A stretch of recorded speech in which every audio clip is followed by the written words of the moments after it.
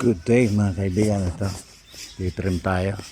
Puputol tayo ng mangga kasi delikado na yung puno.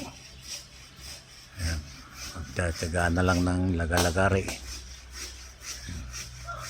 At delikado pag natumba rito sa bahay nila tatay. Tagaan nating lagariin. Unti-unti. Kakayari rin tayo.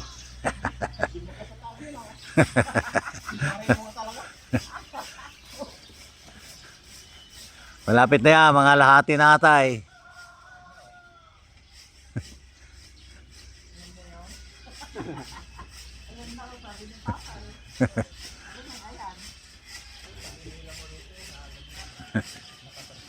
Okay po, good day po mga kaibigan. Thank you very much po.